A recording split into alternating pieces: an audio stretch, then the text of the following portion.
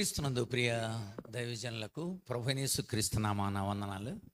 దేవుడు అనుగ్రహించిన ఈ మంచి సహవాస తరుణాన్ని బట్టి దేవునికి మొదటిగా కృతజ్ఞతాస్తుతులు చెల్లిస్తున్నాను.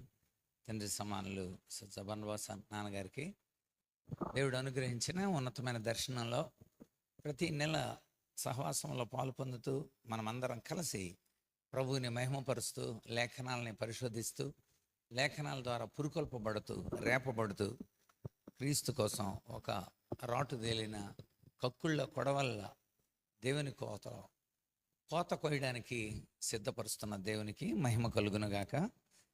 చేరిన మీకు అందరికీ ప్రత్యేకమైన వందనాలు తెలియజేస్తున్నాను.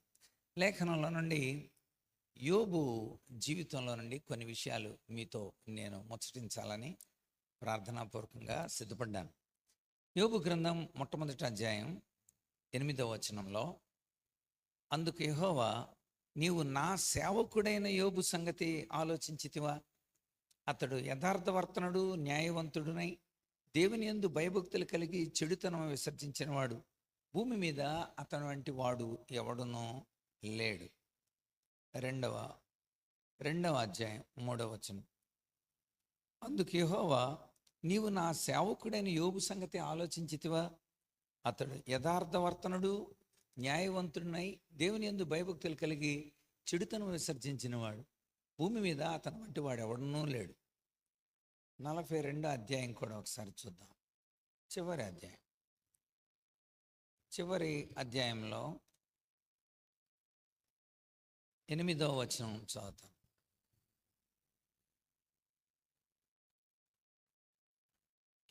7వ వచనం నుండి చదువుతాం. 7 నుండి, యెహోవా యోబుతో ఈ మాటలు పలికిన తర్వాత తెమానీయుడైన ఎలీఫజుతో ఇలాగ సెలవిచ్చాను. నా సేవకుడైన యోబు పలికినట్లు మీరు నన్ను గురించి యుక్తమైనది పలకలేదు గనుక నా కోపం నీ మీద నీ ఇద్దరు స్నేహితుల మీద మండుచున్నది. కాబట్టి 7 ఎడ్లను 7 పొట్టేళ్లను మీరు తీసుకొని నా సేవకుడైన యోబునంతకు పోయి మీ నిమిత్తం దహన బలి అర్పింపవలెను.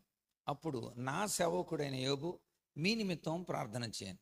మీ అవివేకమును బట్టి మిమ్మల్ని శిక్షింపకుండానట్లు నేను అతనిని మాత్రము అంగీకరించేదను. అనగా నా సేవకుడైన యోబు పలికినట్లు మీరు నన్ను గురించి యుక్తమైనది పలకలేదు. చిన్న ప్రార్థన చేస్తాను. పరిశుద్ధుడైన మా కన్నతండ్రి, నీ నామను బట్టి నీకు వందనాలు, కృతజ్ఞతాస్తుతులు చెల్లిస్తున్నాం. నీ కుమారుడు మా రక్షకుడైన యేసుక్రీస్తు ద్వారా మాకు ఇచ్చే నీ గొప్ప సహవాస భాగ్యాన్ని బట్టి వందనాలు చెల్లిస్తున్నాం. నాయన, నీ దాసునికి మీరు ఇచ్చిన ఉన్నతమైన దర్శనంలో మేమందరం చేర్చబడి నిన్ను మహిమపరచడానికి, నీ లేఖనాలు ధ్యానించడానికి, బోధింపబడడానికి, పురుకొల్పబడడానికి, హృదయాలు రేపబడి పరిచర్యలో ఇంకా సానబెట్టబడిన వారమై ఉండడానికి మీరు కలుగు చేస్తున్న వీలు అవకాశం, ఈ యొక్క ప్రత్యేక తర్బీతులను బట్టి వందనాలు స్తుతులు చెల్లిస్తున్నాం. ప్రభా, చేర్చిన మీరు ప్రభా మీ యొక్క ఉద్దేశాన్ని మాకు తెలియచెప్తున్నారు. నీ సేవకులుగా మా జీవితాలలో మేము కలిగి ఉండవలసిన లక్షణాంశాలు, జీవన పురోగతి ప్రభా మీరు మాకు తెలియజేస్తున్నారు. వందనాలు చెల్లిస్తున్నాం. ప్రభా, మా యొక్క ప్రవర్తనావళి మీ లేఖనాల్లో నుండి సరిచేసుకోవటానికి, చూచుకోవడానికి ప్రభా, పరిపుష్టి కలిగిన వారమై నీ కోసం బ్రతకడానికి ప్రభా మీరు మాతో మాట్లాడుతున్న దాన్ని బట్టి వందనాలు. ఇప్పుడు కూడా మీరు మాట్లాడండి యేసయ్య. నీ ఉన్నతమైన ఆలోచన మా హృదయాలపై వ్రాసి మనస్సు అనే పెట్టెలో పెట్టండి. మీరే మమ్మల్ని సిద్ధపరచండి, నీ కొరకు సాక్షులుగా నిలపండి. ప్రభా, నీ దాసుడు సిలువ చోటన మరుగుపరిచి మీరే మాట్లాడండి, మహిమ పొందండి. ఈ కొద్ది నిమిషాలు మా నిమిత్తమై ఆశీర్వాదకరంగా మార్చండి. సమాధాన సంబంధమైన సంగతులు తెలుసుకోవడానికి సహాయం దయచేయండి. యేసయ్య పరిశుద్ధ నామమున స్తుతించి వేడి ప్రార్థిస్తున్నాము తండ్రి. ఆమేన్. ఆమేన్. ప్రియులారా, చదివిన ఈ 3 అధ్యాయాలలో ఒకే పదం మనకి 6 సార్లు కనబడింది. ఏంటండి ఆ పదం? నా సేవకుడు. మొదటి అధ్యాయంలో ఒకసారి, 2వ అధ్యాయంలో ఒకసారి, 42వ అధ్యాయంలో 4 సార్లు మనకు కనబడిన మాట నా సేవకుడు. చాలా ఆశ్చర్యమైన ప్రశ్న ఏంటంటే, యోబు ఏం సేవ చేశాడండి? నా సేవకుడని సాతాను దగ్గర డైరెక్ట్గా నా సేవకుడైన యోబుని చూసావా? అతడు యథార్థవంతుడు, నీతిపరుడు, న్యాయవంతుడు, దేవుని యందు భయభక్తులు కలిగి చెడుతనాన్ని విసర్జించడం, భూమి మీద అలాంటి వాడు లేడు అని ఎలా చెప్పగలిగాడు?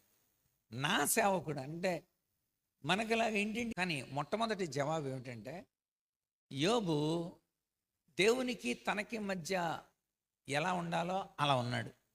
యోబు భార్యతో ఎలా ఉండాలో అలా ఉన్నాడు. యోబు పిల్లల ఎడల ఎలా ఉండాలో అలా ఉన్నాడు. యోబు తన ఇంటి వారితో దాసులతో ఎలా ఉండాలో అలా ఉన్నాడు. అంటే ఎలా ఉండాలో అలా ఉంటే మనం దేవుని సేవకులం. దైవ సేవ సంపూర్ణ తత్వంతో, హోలిస్టిక్ మినిస్ట్రీ ఇది. హోలిస్టిక్, ఇంటిగ్రేటెడ్, హోలిస్టిక్ అని 2 పదాలు ఉంటాయి. సమగ్ర, సంపూర్ణ. సమగ్ర అంటే అన్నీ ఉండడం, సంపూర్ణ అంటే అన్ని నిండుగా ఉండడం. కనుక యోబు అన్ని విషయాలలో సంపూర్ణుడిగా కనబడ్డాడు దేవుని దృష్టిలో. మనకే తెలుసు. ఉదాహరణకి స్నేహితులు వచ్చారు. స్నేహితుల ఎడల యోబు ఎలా ఉన్నాడు? స్నేహితులు తన నిజంగా చాలా విమర్శించి, స్నేహితులు నువ్వు చేసిన పాపాన్ని బట్టే ఇలా జరిగింది అని అంటున్నప్పుడు యోబు స్నేహితుల్ని మరి లేఖనాల ద్వారా ఎంత బాగా చెప్పగలిగాడు వాళ్ళకి. నేను తప్పు చేసినందువల్ల జరగల అని ఎంత ఖచ్చితంగా, ఖండితంగా ఎలా చెప్పగలిగాడు. చివరికి దేవుడే రంగంలోకి దిగి ఈ 42వ అధ్యాయంలో మీరు యోబు ఎడల సరిగ్గా ప్రవర్తించలేదు ఇలా చెప్తాడు దేవుడు. నా సేవకుడిని యోబు పలికినట్లు మీరు నన్ను గురించి యుక్తమైనది పలకలేదు. మీరు చేసిన తప్పులను బట్టి మీరే యోబు ద్వారా, చూడండి అక్కడ, మీ నిమిత్తం దహన బలి యోబు అర్పించాలి. మీరే వెళ్ళి యోబును బతిమలాడుకోండి, మీ పక్షంగా యోబు మిమ్మల్ని దహన బలి అర్పిస్తాడన్నాడు. కనుక స్నేహితుల ఎడల యోబు ఎలా ఉండాలో అలా ఉన్నాడు. భార్య ఎడల ఎలా ఉండాలో అలా ఉన్నాడు. భార్య నిజానికి భక్తుడు యోబు అయితే భక్తురాలు అయి ఉండాలి భార్య. కానీ ఆమె భక్తి రాలిపోయింది. శ్రమల ద్వారా జరిగే పరిణామ పరిస్థితులకి ఆమె ఇంకెందుకు దేవుడు నిజానికి ఒకవేళ ప్రమాణమే కనుక ఉంటే కష్టమందును నష్టమందును కలిమి అందును లేమి అందును ఆరోగ్యమందును అనారోగ్యమందును నిన్నే ప్రేమించి నీతోనే నమ్మకంగా కాపురం చేదునని చెప్పే ప్రమాణం మరి కష్టం వచ్చినప్పుడు వెంటనే ఏముంది? దేవుణ్ణి తిట్టి చావమంది. అసలు యోబు బాగుపడిన తర్వాత ఏమనాలి? నన్ను చావమంటావా అని సావగొట్టాలి. కానీ యోబు అలాంటి పని ఎందుకు చేయలేదు? యోబు తన భార్య అలా అంటున్నా కూడా నిజానికి ఆదరించేది, నిజానికి ఆ టైంలో భార్యే ఆదరించాలి. ఎందుకంటే అర్ధాంగి అంటే అంగీలో సగమని కాదు, అవయవాల్లో సగం. కనుక మరి అలాంటిది ఆదరించవలసిన భార్యే నువ్వు చస్తే మంచిది, దేవుణ్ణి తిట్టి చావు చచ్చేటప్పుడు అని అందంటే భార్య నిజంగా చాలా ఆ మాటలు వింటుంటేనే కడుపు రగిలిపోతుంది మనకి. మరి అలాంటిది యోబు అంటాడు, మూర్ఖురాలు మాట్లాడినట్టు మాట్లాడగలగా. మూర్ఖురాలా అని కూడా అనలా, మూర్ఖురాలు మాట్లాడినట్టు మాట్లాడకన్నాడు. అంటే భార్య ఎడల ఎలా ఉండాలో అలా ఉన్నాడు. ఇక పిల్లల గురించి చాలా చక్కగా మొట్టమొదటి అధ్యాయంలోనే రాశాడు. అక్కడ ఎంత చక్కగా రాశాడంటే, తమ పిల్లలు తప్పు చేస్తారేమోనని 5వ వచనం, వారి విందు దినములు పూర్తి కాగా యోబు తన కుమారులు పాపం చేసి తమ హృదయాల్లో దేవుని దూషించారేమో అని వారిని పిలువనప్పించి వారిని పవిత్రపరచి అరుణోదయం లేచి వారిలో ఒక్కొక్క నిమిత్తమే దహన బలి అర్పిస్తూ నిత్యము అలాగూ చేయుచుండాను. ఎంత అద్భుతమైన హోలిస్టిక్ మినిస్ట్రీ అండి ఇది. తమ పిల్లల విషయంలో ప్రతిరోజు దేవుని దగ్గరికి వెళ్ళి దహన బలి అర్పిస్తూ ఉన్నాడంట యోబు. ఇంకా తన దగ్గర ఇంట్లో పనిచేసేవాళ్ళు, నిజానికి ఇంట్లో పనిచేసేవాళ్ళు యోబుకు అనారోగ్యం, ఈ యొక్క వ్యాధి ఏర్పడినప్పుడు వాళ్ళందరూ యోబుని సరిగ్గా ట్రీట్ చేయలేదు. వాళ్ళు అంటే ఏమీ తన దగ్గరికి రావాల్సి, తన పరిచర్య చేయాల్సిన వాళ్ళే, పనివాళ్లే ఏమీ ఎరగనట్లు, ఏమీ చూడనట్లు పక్కనుండి వెళ్ళిపోతున్నారంట. పిలుస్తుంటే రావట్లేదంట. ఏది? సేవకులు, తన దగ్గర పనిచేసే వాళ్ళే. చదువుతాను చూడండి, 19వ అధ్యాయం యోబు గ్రంథం 13 నుండి మనం చూస్తే ఇక్కడ 10 రకాలైన కేటగిరీస్ కనబడతారు. 10 రకాలైన వ్యక్తులు నా సోదర జనం నాకు దూరం చేస్తున్నారు, నా నెలవరులు నాకు కేవలం అన్యులైరి, నా బంధువులు నా యొద్దకు రాక ఉన్నారు, నా ప్రాణ స్నేహితులు నన్ను మర్చిపోయి ఉన్నారు, నా ఇంటి దాసదాసి జనం నన్ను అన్యునిగా ఎంచుతున్నారు. నిజంగా అలా ఎంచితే నేనైతే ఏం చేస్తాను, వెంటనే డిస్మిస్ చేస్తాను వాళ్ళని జాబుల్లో నుండి. నాకు పరిచర్య చేయకుండా మీరు నాకు దాసులు అయ్యండి, నా ఇంట్లో పని వాళ్ళు అయ్యండి, నాకు పరిచర్య చేయరా, తీసేయండి రా వెళ్ళిన ఉద్యోగాల్లో నుండి. ఎందుకంటే తీసేస్తే ఉంచితే అండి ఉన్నా లేకున్నా ఒకటే. అలాంటిది యోబు యొక్క స్థితి అక్కడ. ఆ దేశంలో యోబును మించిన వాడు ఆ టైంలో ఎవడు లేడు, అలాంటి ఉన్నతుడు యోబు. మరి సమస్తాన్ని కలిగి ఉన్నవాడు దాసదాసీలను అన్యునిగా ఎంచుతున్నారు. నేను వారి దృష్టికి ఒక పరదేశీలాగా ఉన్నాను, నేను ఎవడో పరాయుళ్ళలాగా చూస్తున్నారంట. ఏంటి, ఇంట్లో దాసులు యజమాని. ఇంకంటాడు, నేను నా పనివాడిని పిలవగా వాడేమీ పలకకుండా ఉన్నాడు.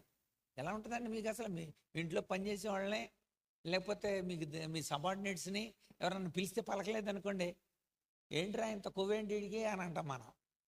అలాంటప్పుడు ఏం చేస్తా, వాడు కొవ్వు కరిగిస్తాను నేను అని పిలిచి డైరెక్ట్గా నీకు ఎలా ట్రీట్మెంట్ ఇవ్వాలో అలాంటి ట్రీట్మెంట్ ఇస్తాం, లేదా ఒక నెల జీతం ఆపేస్తానంటాం. వాడిని ఎలా బాధ పెట్టైనా సరే అలా అనుకుంటాం. ఇక్కడ యోబు అంటాడు, నేను పిలిస్తాడు పలకట్లా, నేను వాడిని బతిమాలవలసి వచ్చింది. అరే నాన్న మంచినీళ్ళు ఎవరా, ఎవరా నాన్న కొంచెం ఈ శరీరాన్ని శుభ్రం చేయాలరా, కాటన్ తీసుకురారా, ఒళ్ళంతా వ్యాధితో నిన్నుంటే అండ్ బతిమాలవాడు. ఏంటి, దాసుల్ని బతిమాలుకోవాల్సి వచ్చిందంట. అసలు యోబు యొక్క సహనమును మీరు చూచితిరి కదా అన్నాడు. అందుకే కొత్త నిబంధనలో యాకోబు అసలు యోబు సహనం అంటే ఎంత సహనం, ఎంత సహించి ఉండాలి. తర్వాత ఇంకా కొంచెం ఉంటుంది, ఇంకా చదువుదాం. నేను వాడిని బతిమాలసి వచ్చాను, నా ఊపిరి నా భార్యకి అసహ్యమైంది. కనపడింది ఆ మాటల్లోనే, అసహ్యమైందంట ఊపిరే. గాలి పీలుస్తుంటేనే మీరు అలా అనకండి, నేను బయటికి వెళ్ళిన తర్వాత గాలి పీలుద్దురు కానీ మీరు అలా శ్వాసించకండి, ఆ వాసన భరించలేకపోతున్నానని. వ్యాధిని బట్టి భార్య అసహించుకుంటుందంట. నేను కనిన కుమారులకు నా వాసన అసహ్యమైంది, చిన్నపిల్లలు సహా నన్ను తృణీకరిస్తున్నారు. అదే అంకుల్ దగ్గరికి వెళ్ళకూడదురా మనం అని చిన్నపిల్లలు కూడా దగ్గర రావట్లేదంట. నేను లేచుడు చూచిన వాళ్ళు బాలురు నా మీద దూషణ పలుకుతున్నారు, నా ప్రాణ స్నేహితులందరికీ నేను అసహించండి అయ్యాను, నేను ప్రేమించిన వారందరూ తిరగబడి ఉన్నారు. కనుక ఇలాంటి కండిషన్లో యోబు నోటితో ఏ పాపమును చేయలేదు. నిజంగా ఆ సహనం, ఆ ఓర్పు, అలా తట్టుకోగలిగిన ధైర్యం యోబుకి ఎలా వచ్చింది? ఇది మనం ఈరోజు ఆలోచించవలసిన ప్రముఖమైన విషయం. ఎలా ఉండగలిగాడు అంటే కేవలం దేవునితో తనకున్న అద్భుతమైన ఒక సంబంధాన్ని బట్టి యోబు ఎలా ఉండగలిగాడు. ఎలాంటి సంబంధం? యోబు దృష్టిలో దేవునికి యోబుకి మధ్య ఉన్న అత్యున్నతమైన సంబంధం ఎలాంటిది? ఇది మనం మానసిక కోణంలో అర్థం చేసుకోవాలి. సహజంగా చరిత్ర గ్రంథాల్లో మరి ఆదికాండం మనం వరుసగా చరిత్రలో చూస్తే ఈ పద్య సంబంధించిన యోబు మొదటి అధ్యాయం, రెండో అధ్యాయం, చివరి అధ్యాయాలు తప్ప మిగిలిన అన్ని పద్య రూపంలోనే ఉంది యోబు గ్రంథం అంతా. అందుచేత దీన్ని పద్య గ్రంథాల్లోనే వేశారు, పద్య రూపంలోనే. ఒక చక్కని రిథమాటిక్ విధానంలో ఈ పద్య సంపుటి కనబడుతుంది మనకి. యోబు అనే హెబ్రీ పదానికి నేను కొంచెం మూలప్రతిలో చూస్తే దుఃఖం అనే అర్థం ఉంది. యోబు అంటేనే దుఃఖం అని ఉంది. అరేబియా పదాల నుండి చూస్తే తిరిగిరా అనే అర్థం కూడా ఉంది. అప్పుడు అనిపించింది నాకు, దుఃఖపడినోడు తిరిగి వచ్చినోడు, ఈ రెండు సరిపోయినాయి.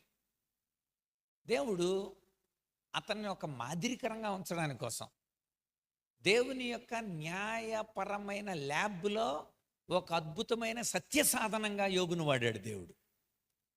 ల్యాబుల్లో కొన్ని ప్రూవ్ చేయడానికి కోసం బుద్ధింకుల్ని అంటే ఒక సత్యాన్ని నిరూపించడానికి కోసం కొన్ని జంతువుల్ని కోసి చూపెడతారు. బొద్దింక రక్తం తెల్లగా ఉంటుంది, తెలియాలంటే ఏం చేయాలి? బొద్దింకను కోసి చూపెడతారు. తేలు యొక్క ఊపిరితిత్తులు పుస్తకం లాగా ఉంటాయి, ఇలాగా అని చూపించాలంటే ఏం చేస్తారు? తేలును కోసి చూపెడతారు. సో ఒక సత్యాన్ని నిరూపించడానికి కోసం ల్యాబుల్లో ఎలాగైతే జంతువుల్ని పక్షుల్ని లేకపోతే కీటకాలను వాడతారో, దేవుడు తన సత్య నిరూపణ కోసం తన న్యాయబద్ధమైన ల్యాబ్లో యోబును వాడాడు. అందుచేత సత్యం నిరూపితమైనప్పుడు అన్ని చోట్ల ప్రకటితమైంది. అందుకని కనుక ఎలీఫజ్, బిల్దద్, జోఫర్, ఎలీహు, ఈ స్నేహితులందరూ కూడా ఒకవేళ తన గురించి నెగిటివ్గా మాట్లాడిన, దైవానికి వ్యతిరేకంగా ఉన్న యోబు ఒప్పుకోకపోవడానికి గల కారణం ఏంటంటే దేవునికి యోబుకి మధ్య ఉన్న అత్యున్నతమైన సంబంధం అని చెప్పాలి. కనుక అపవాది యొక్క పరిణామాలు కూడా మనం చూస్తాం. అపవాది దేవుని దగ్గర నుండి పర్మిషన్ తీసుకొని రావడం అన్న విషయం మనకు అర్థమవుతుంది. ఏదైనా కార్యం జరిగించాలంటే ఖచ్చితంగా అపవాది శోధిస్తాడు. కానీ దేవుడు పరీక్ష పెట్టాలంటే మాత్రం అపవాది పర్మిషన్ తీసుకొని చేయాల్సి ఉంటుంది. ఆ విషయాన్ని మనం ఇక్కడ చూస్తాం. ఎందుకంటే నేనేం చేయలేకపోతున్నానో కారణం ఏంటంటే, మొదటి అధ్యాయం 10వ వచనంలో మనకు కనబడుతుంది, నువ్వు యోబు చుట్టూ అతనికి కలిగి ఉన్న దాని చుట్టూ కూడా నువ్వు కంచె వేసితివి కదా. ఆ మాట మనకి చాలా భద్రత ఇస్తుంది. ఆ ఒక్క మాట. దేవుని పిల్లల చుట్టూరు కూడా కంచి ఉంటుంది. అందుచేత అపవాది లోపలికి వచ్చే అవకాశం ఉండదు.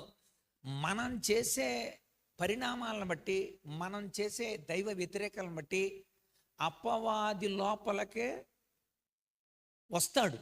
అది లేకపోతే కంచె వేయబడిన తర్వాత అపవాది ఎలా వస్తాడు? ఒకవేళ రావాలంటే దేవుడి దగ్గర నుండి పర్మిషన్ తీసుకునే రావాలి, అంతే. కొత్త నిబంధనలో కూడా యోహాను తన మొదటి పత్రికలో 5వ అధ్యాయం 18వ వచనంలో, 5:18 యోహాను మొదటి పత్రిక, దేవుని మూలముగా పుట్టినవాడు తన్ను భద్రము చేసుకొనును గనుక అపవాది వానిని ముట్టలేడు. అపవాది ఎందుకు ముట్టలేడు అంటే దేవుడు కంచేశాడు, అపవాది రాలేడు. అపవాదికి అవకాశం ఇవ్వకండి అన్నాడు. అందుకే ఎఫెసీ పత్రిక 4వ అధ్యాయం 27వ వచనంలో ఆ మాట ఉంటుంది, అపవాదికి మీరు అవకాశం ఇవ్వకండి అన్నాడు. ఇది పరీక్ష కనుక దేవుడు సాతానికి పర్మిషన్ ఇచ్చాడు. జాగ్రత్త, ప్రాణం తీయటం కుదరదు, శరీరం మీద మాత్రం పర్మిషన్ ఇస్తున్నానని దేవుడు పర్మిషన్ ఇచ్చాడు. కానీ అపవాదికి అవకాశం ఎక్కడుంటుంది అసలు? దేవుని పిల్లల చుట్టూరు కూడా కంచె వేయబడింది. వారు రక్షణ వలయంలో ఉన్నారు.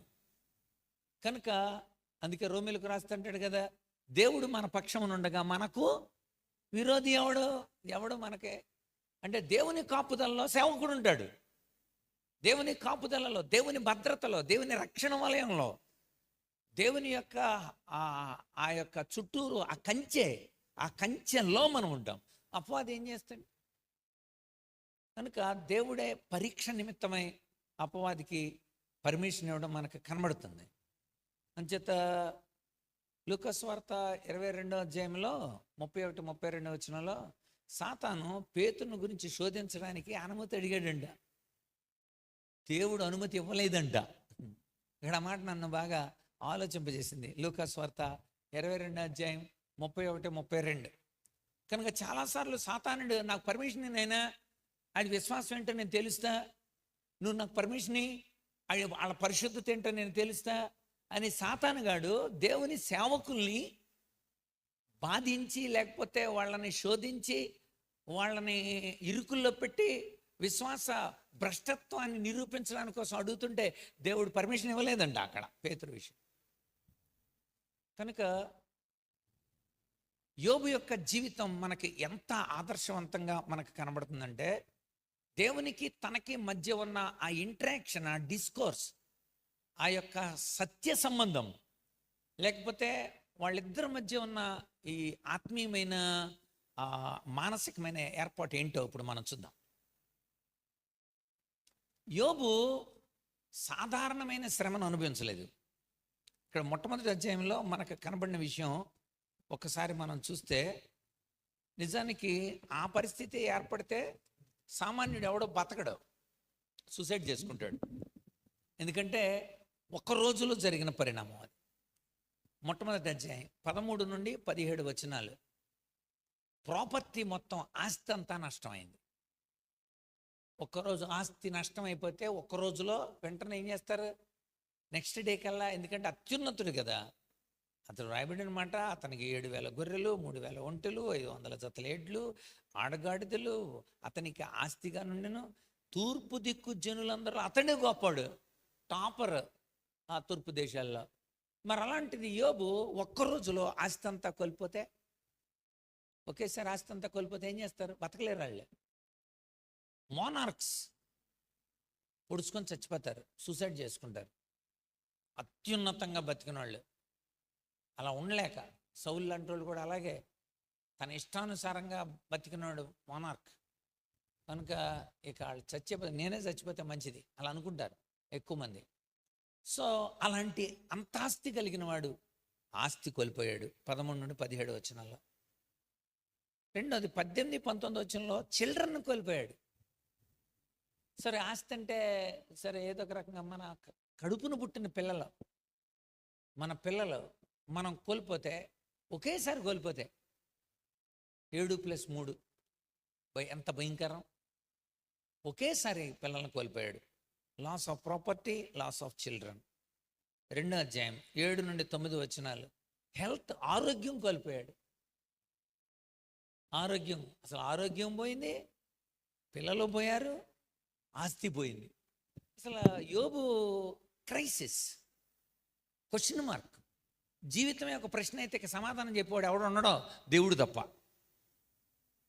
జీవితమే ప్రశ్న అయితే ఇంకెలాగా? ఆశ చచ్చిపోతే, సిరా అయిపోతే పెన్లో ఇంక ఏముంటుంది? అసలు రీఫిల్ చేయాలి. రీఫిల్ చేయాలంటే ఎవడుంటాడు? దేవుడు తప్ప ఎవడు రీఫిల్ చేస్తాడు?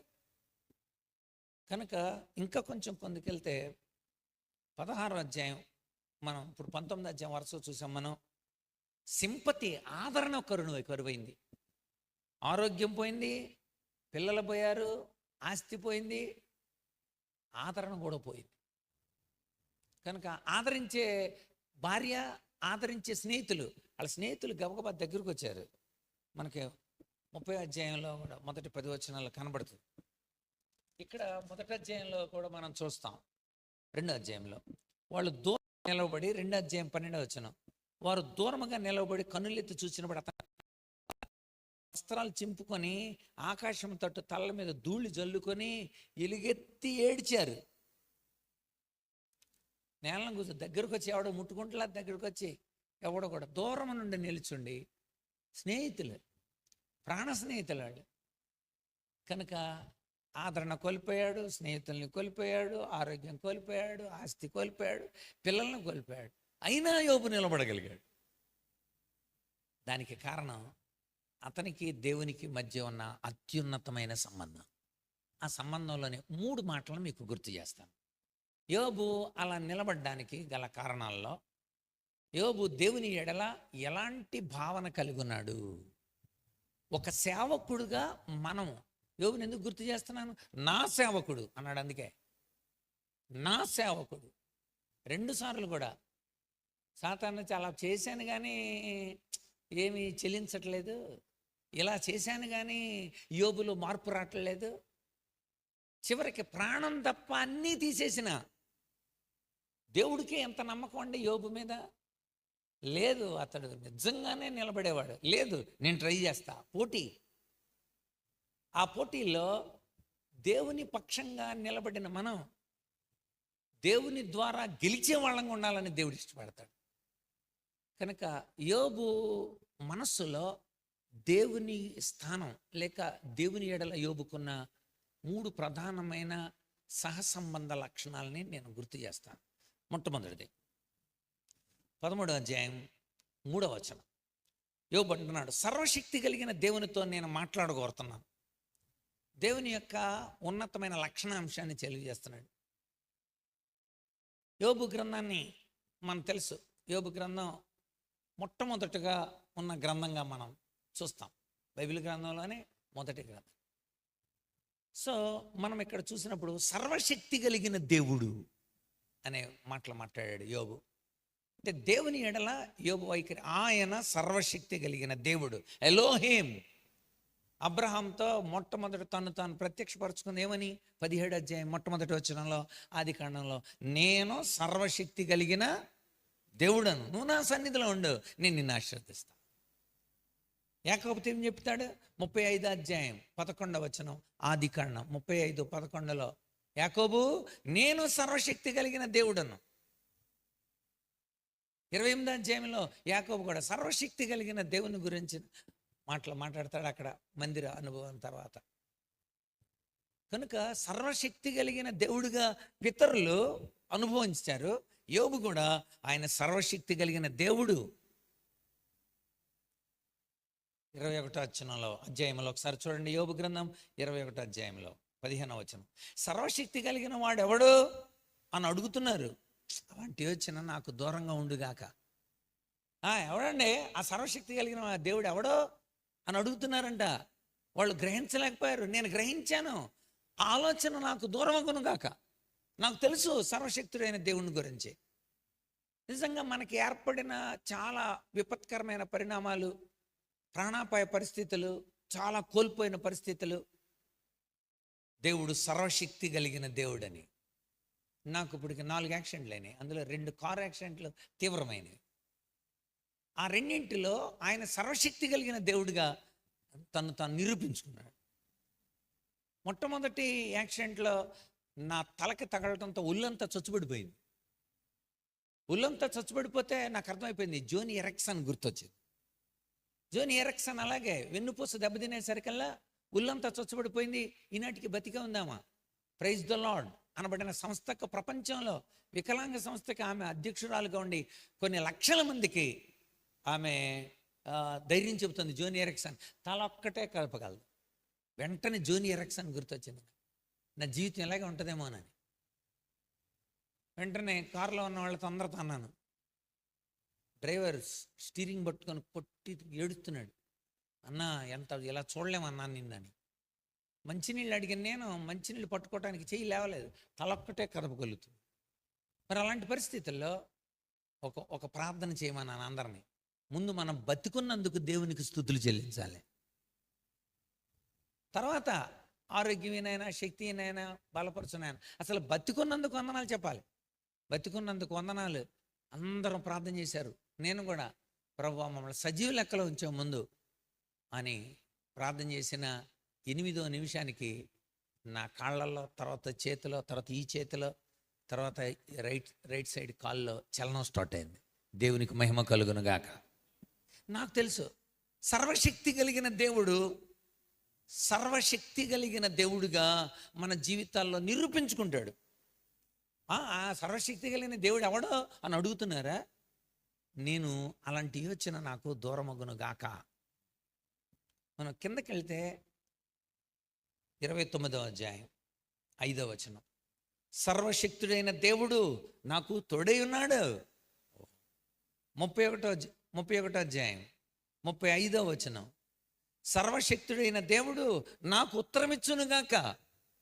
సో యోబు జీవితంలో దేవుని ఎడల అతనికున్న మొట్టమొదటి విషయం ఏంటంటే దేవుడు సర్వశక్తి కలిగిన వాడు. ఎలోహిం శక్తిమంతుడైన దేవుడు, ఏల్ ఎలియోన్ మరి సర్వోన్నతుడైన దేవుడు, ఎలోహిం బలవంతుడైన దేవుడు, ఏల్ షద్దై సర్వ సమృద్ధిని ఇవ్వగలిగిన దేవుడు.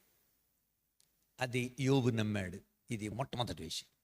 3 విషయాల్ని నేను గమనించాను. రెండవ విషయం చూద్దాం. యోబు ఆయన సర్వశక్తి కలిగిన దేవుడు. రెండవది, ఆయనకు అన్నీ తెలుసు కదా. ఆయనకు అన్నీ తెలుసు. నేను ఎలాంటి వాడినో తెలుసు, నా ఇంటోళ్ళు తెలుసు, నా పని వాళ్ళు తెలుసు, నా స్నేహితుల గురించి తెలుసు, నేను కలిగి ఉన్న స్థితిని తెలుసు. ఆయన సర్వజ్ఞాని. ఆయన పరిపూర్ణ జ్ఞానం కలిగిన వాడు. ఇది నమ్మాడు యోబు. సర్వజ్ఞాని కనుక 9వ అధ్యాయం 4వ వచనం, ఆయన మహావివేకి, అధిక బల సంపన్నుడు. ఆయన జ్ఞాని, సర్వజ్ఞానం కలిగిన వాడు. కొత్త నిబంధనలో పౌలు అంటాడు అసలు ఆయన పేరే జ్ఞానం అన్నాడు. కొరింథీ మొదటి పత్రిక మొట్టమొదటి అధ్యాయం 31వ వచనంలో అంటాడు, అతిశయించువాడు ప్రభువునందే అతిశయించవలనని వ్రాయబడినట్లుగా ఆయనే మనకు జ్ఞానము, విమోచన, నీతి, పరిశుద్ధత ఆయను అన్నాడు. ఆయనే జ్ఞానం. ఎవరికైనా జ్ఞానం కొద్దుకొని అటువంటి దేవుణ్ణి అడగాలంటాడు యాకోబు, అందుకే 1:5 ఆయనే జ్ఞానం. బుద్ధి జ్ఞాన సర్వ సంపదలు ఆయన యందు గుప్తమై ఉన్నాయి. అలా దాగున్నాయంట. నువ్వు అడిగితే చాలు పొందుతావు. ఆయన మహాజ్ఞాని. ఆయన వివేచన మనం గ్రహించగలమా? 12:13 యోబు గ్రంథం. కనుక యోబుకి దేవుని గురించిన ఒక మంచి ఆలోచన. ఆయన మహాజ్ఞాని, ఆయనకు అన్నీ తెలుసుగా. నేను బాధపడటం ఆయన ఎరిగి ఉన్నాడు. సో యోబుని సహనంతో, యోబుని ఓర్పుతో, యోబుని అలాంటి శ్రమలో కూడా నిలపగలుగుతుంది ఈ ఆలోచన. మన మనస్సులో ఉండవలసిన మొట్టమొదటి ఆలోచన, ఆయన సర్వశక్తి కలిగిన వాడు. రెండవ ఆలోచన, ఆయన సర్వజ్ఞాని. కనుక అసలు దేవుడే చెప్తాడు అక్కడ రంగంలోకి దిగి 38, 39 అధ్యాయాల్లో.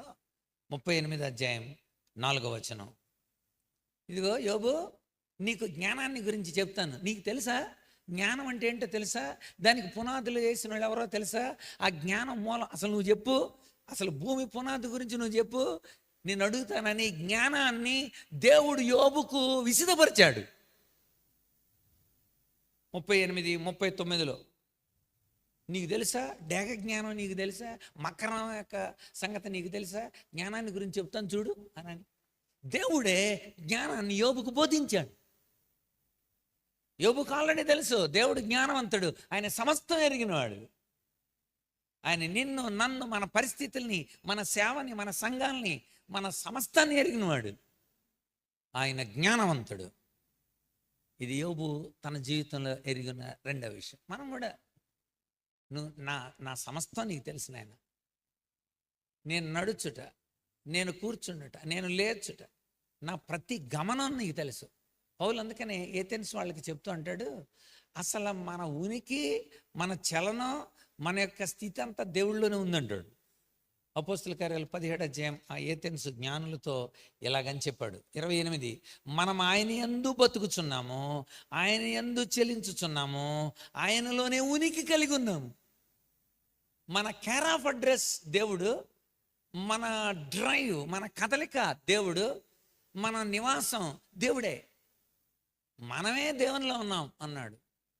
ఆయన యందు బ్రతుకుతున్నాం, ఆయన యందు చెలిస్తున్నాం, ఆయనలోనే మన కేర్ ఆఫ్ అడ్రస్.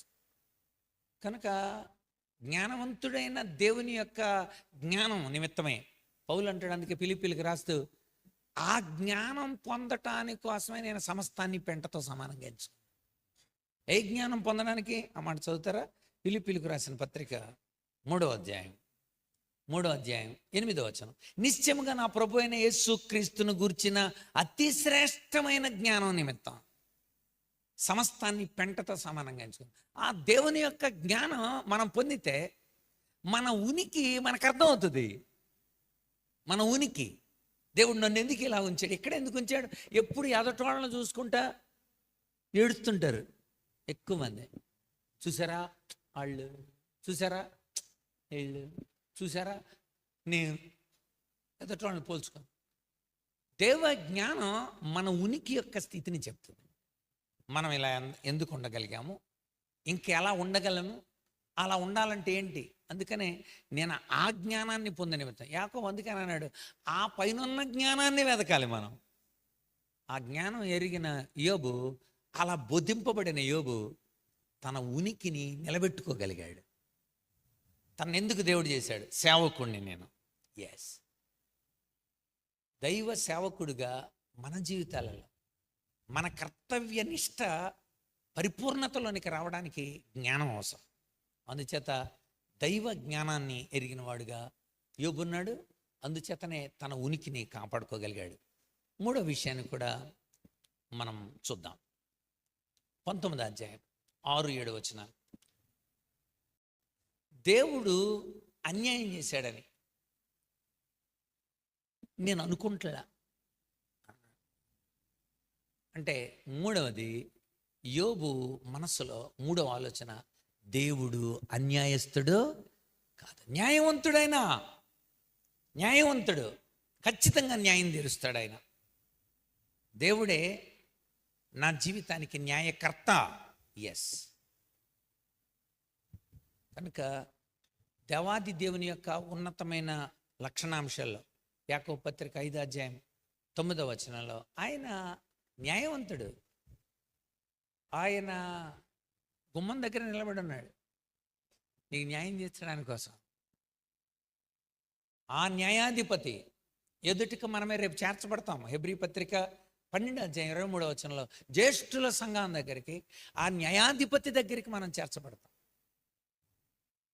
ఎందుకు ఇలా జరిగిందని ఒక మంచి ఈ న్యాయాధిపతి అయిన దేవుని గురించి ఒక మంచి పాట ఉంది జీవస్వరాల్లో.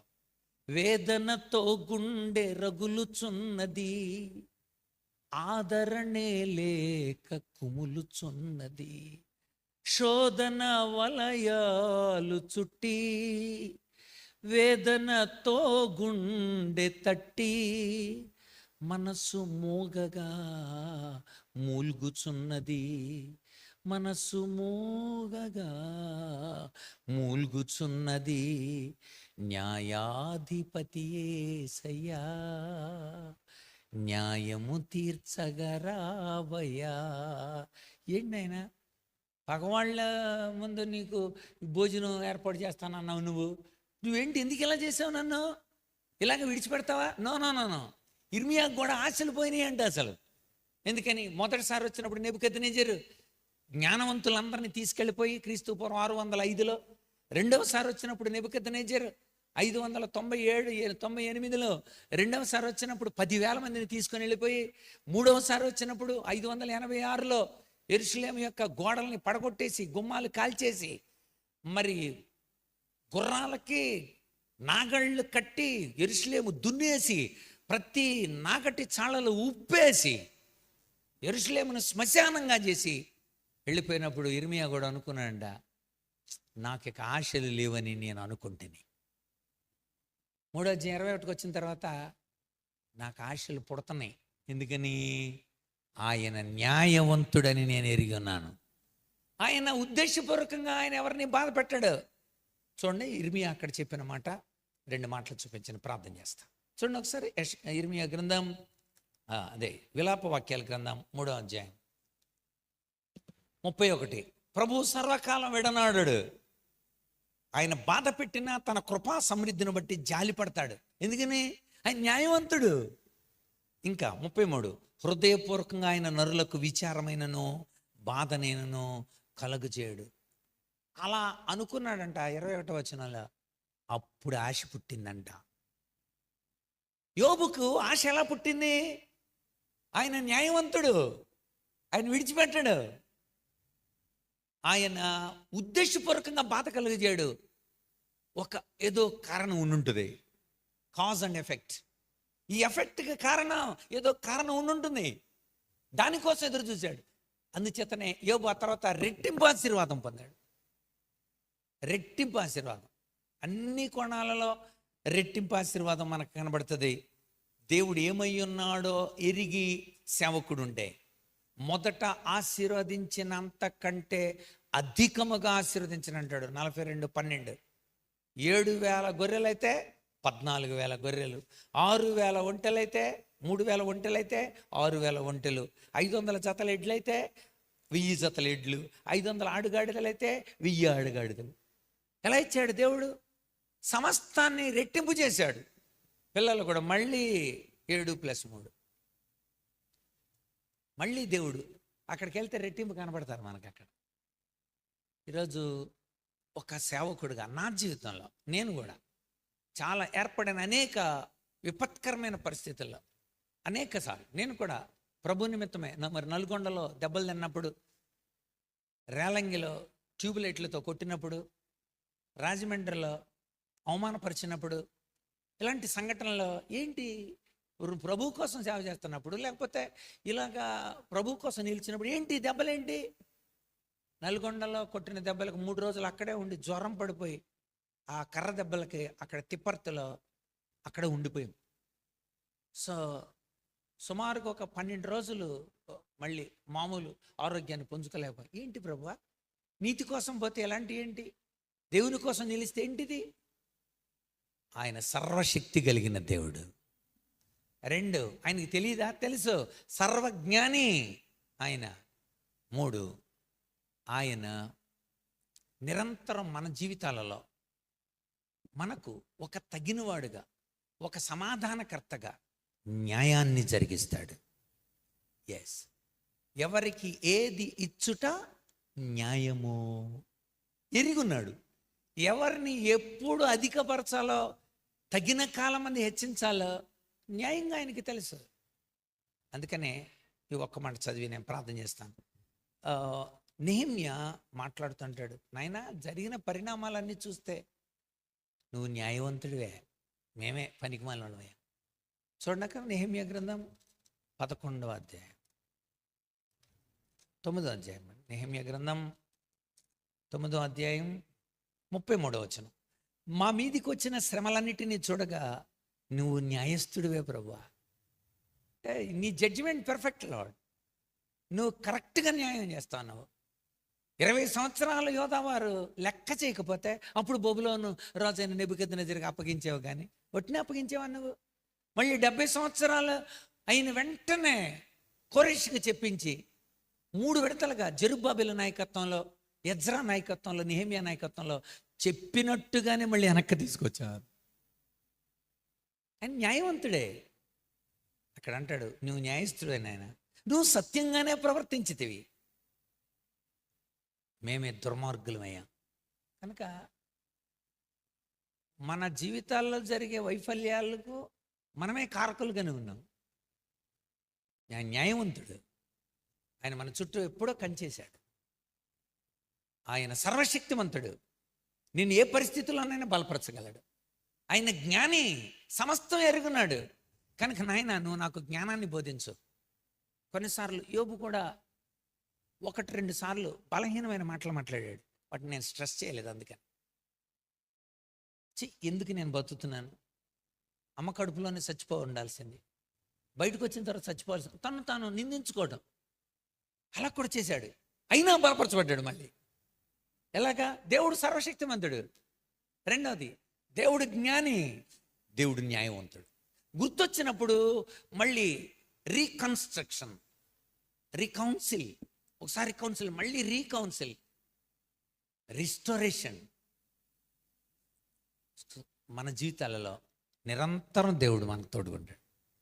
ఎందుకంటే నా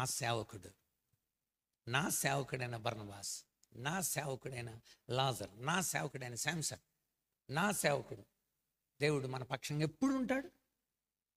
మనల్ని ఈ లోకంలో సత్యసాక్షులుగా, తర్వాత తరానికి మార్గదర్శకంగా ఆయన నిలుపుతాడు. అయితే మన ఆలోచనలు ఈ 3 ఖచ్చితంగా ఉండాలి. ఎలాంటి పరిస్థితులు ఏర్పడినా ఆయన సర్వశక్తి కలిగిన దేవుడు, ఆయన సర్వజ్ఞాని, 3వది ఆయన న్యాయవంతుడు. కనుక ఇది ఎరిగి యోబులా మనం కూడా హోలిస్టిక్ మినిస్ట్రీ, అన్ని కోణాలలో మనము దేవుని చేత సేవకుడు అనిపించుకునేలా మనం ఉండడానికి పరిశుద్ధాత్మ మనల్ని సిద్ధపరచునుగాక. ఆమె తల్ల వంచండి, ప్రార్థన చేస్తాం. పరిశుద్ధుడైన తండ్రి, యోబును నా సేవకుడని మీరు పిలిచినట్లు మేము కూడా నీ ద్వారా నా సేవకుడు అని పిలిపించుకునే యోగ్యత మేము కలిగి ఉన్న వారముగా ఉండటానికి, లేఖనాల ద్వారా మమ్మల్ని మేము చూచుకోవడానికి, నీ ఎడల మా వైఖరి ఎలా ఉండాలో, మా మనస్సుల్లో నిన్ను గురించిన ఆలోచన ఎలా ఉండాలో మీరు మాకు నేర్పిస్తున్న పాఠ్యాంశాలను బట్టి వందనాలు చెల్లిస్తూ, నా వెనుక నిదాసుని బలపరిచి ఉన్నతమైన పరలోక సంబంధమైన నీ యొక్క వాక్య దర్శనంతో మమ్మల్ని రేపి పురుకొల్పండి. చెప్పబడిన మాటలు ఫలింపచేయండి. సమాధాన సంబంధమైన సంగతుల ద్వారా మమ్మలను పునర్బలనానికి గురి చేసి మహిమ పొందుమని యేసయ్య పరిశుద్ధ నామమున స్తుతించి వేడి ప్రార్థిస్తున్నాము తండ్రి. ఆమేన్. అందరికీ వందనాలు.